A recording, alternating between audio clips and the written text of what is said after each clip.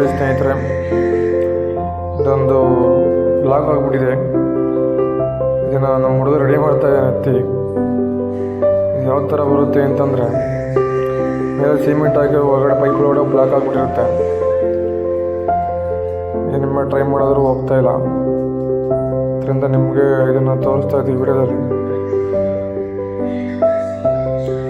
ಅದು ಟ್ರೈ ಮಾಡ್ತೀನಿ. ನಮ್ಮ ಹುಡುಗ ಒಂದು ಇನ್ನೊಬ್ಬ ಸ್ಪ್ರಿಂಗ್ ಹೊಡಿತಾನೆ ಈಗ.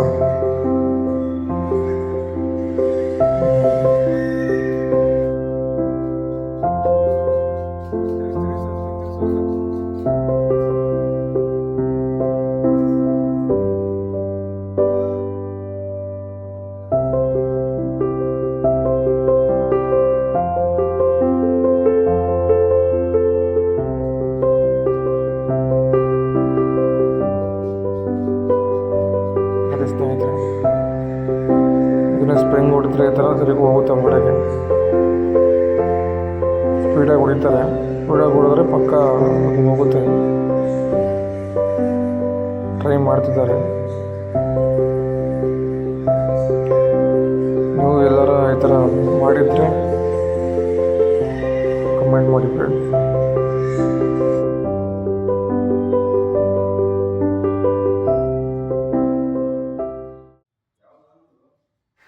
ಅದೇ ಸ್ನೇಹಿತರೆ, ಸ್ಪ್ರಿಂಗಲ್ಲಿ ಹೋಗಿಲ್ಲ ಅಂದ್ಬಿಟ್ಟು ನೀರು ಬಿಟ್ಟು ಚೆಕ್ ಮಾಡ್ತಾರೆ. ಪ್ರೆಷರಲ್ಲಿ ಬೋರ್ ಡೈರೆಕ್ಟ್ ಬಂದರೆ ಪೈಪ್ಗಿಂತ ಪ್ರೆಷರೇ ಕೊಟ್ಟಾಗ ಅದು ಸಿಮೆಂಟಿನ ಬ್ಲಾಕ್ ಆಗಿದ್ರೆ ಕಿತ್ಕೊಂಡು ಹೋಗುತ್ತೆ. ಎಷ್ಟು ಪ್ರೆಷರಾಗಿ ಬರುತ್ತೆ ಅಂದರೆ ನಮ್ಮ ಹುಡುಗ ಅದನ್ನು ಬೇಯಕ್ಕೂ ಸ್ವಲ್ಪ ಪ್ರೆಷರ್ ಜಾಸ್ತಿ ಆಗಿರುತ್ತೆ. ನೋಡಿದೆ.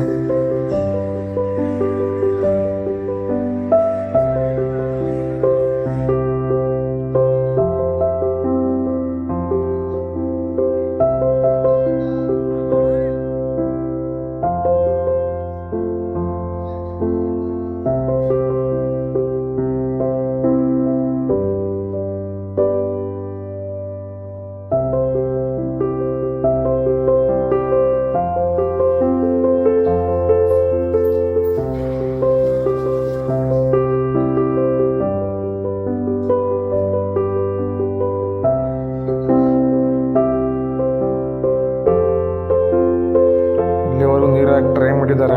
ಅದು ಎಲ್ಲಿ ನೀರು ಓಪನ್ ಆಗಿಲ್ಲ ಇನ್ನು ಬೇರೆ ಕಡೆ.